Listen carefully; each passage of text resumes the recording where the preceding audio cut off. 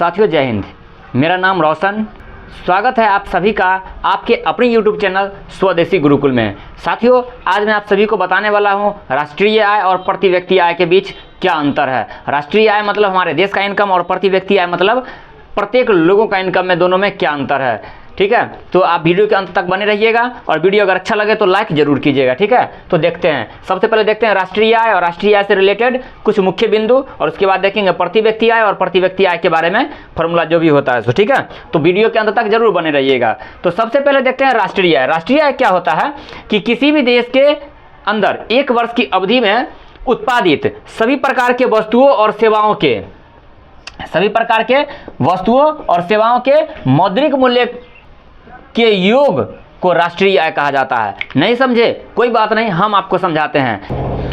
साथियों सभी प्रकार के उत्पादित वस्तुओं के मौद्रिक मूल्य का मतलब क्या होता है। जैसा कि मान लीजिए कि मार्कर है, ठीक है, और ये हमारे पास एक माइक भी है, शर्ट है, आपके पास भी कुछ ना कुछ होगा। जैसे आप कहीं ना कहीं से सामान जो खरीदते हैं तो वो खरीदा हुआ सामान कहीं ना कहीं किसी न किसी फैक्ट्री में बनता है। मतलब इससे नहीं कि कौन सा फैक्ट्री होगा, बस वो बड़ा भी हो सकता है, छोटा भी हो सकता है, या फिर मंझोला भी हो सकता है। ठीक है, तो किसी भी फैक्ट्री में सामान बनेगा तो उसका कुछ ना कुछ तो कीमत होगा। उस वस्तु को बनाने में कोई ना कोई खर्च तो लगेगा।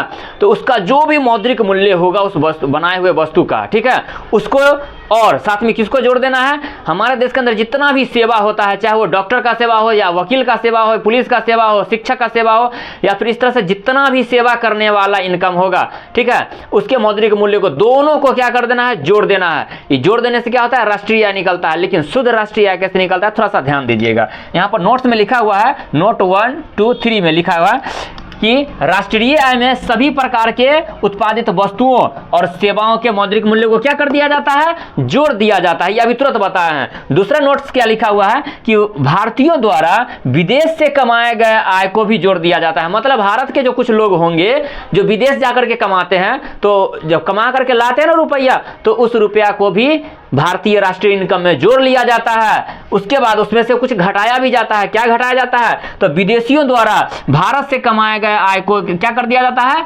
घटा दिया जाता है। मतलब जो कोई विदेश के लोग होंगे ना जो भारत में आके कमा रहे हैं, तो कमा करके लेके चल जाता है यहाँ का रुपया, तो उस रुपया को घटा भी देना है। ठीक है, तब हमारा क्या निकलता है, शुद्ध राष्ट्रीय आय निकल कर आता है। अब देखते हैं कि प्रति व्यक्ति आय क्या है। साथियों बहुत ही इंपॉर्टेंट क्वेश्चन है और ये एग्जाम में पूछता भी है। ठीक है, कि राष्ट्रीय आय और प्रति व्यक्ति आय में क्या अंतर है। तो अब देखते हैं प्रति व्यक्ति आय। प्रति व्यक्ति आय का मतलब होता है भारत के अंदर जितने भी लोग हैं सभी लोगों के ऊपर कितना कितना इनकम बनता है, सभी लोग कितना कितना इनकम करते हैं।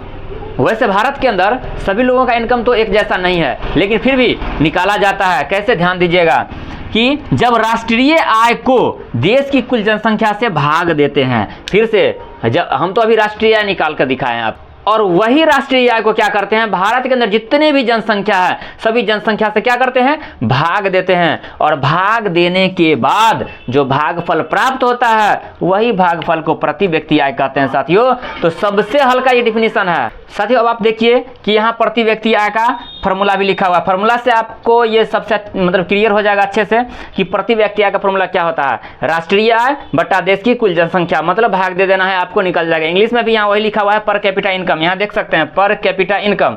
पर कैपिटा इनकम बराबर क्या होता है, नेशनल इनकम बटा टोटल पॉपुलेशन। देश के अंदर जो भी जनसंख्या उसे भाग दे देना है साथियों, और तब आपको निकल जाएगा प्रति व्यक्ति आय। साथियों अब बात करते हैं कि हमारे देश का राष्ट्रीय आय कितना है और हमारे देश के अंदर प्रति व्यक्ति आय कितना है। साथियों ये प्रत्येक वर्ष बदलता है और ये प्रत्येक वर्ष पब्लिश किया जाता है मार्च महीने में किया जाता है।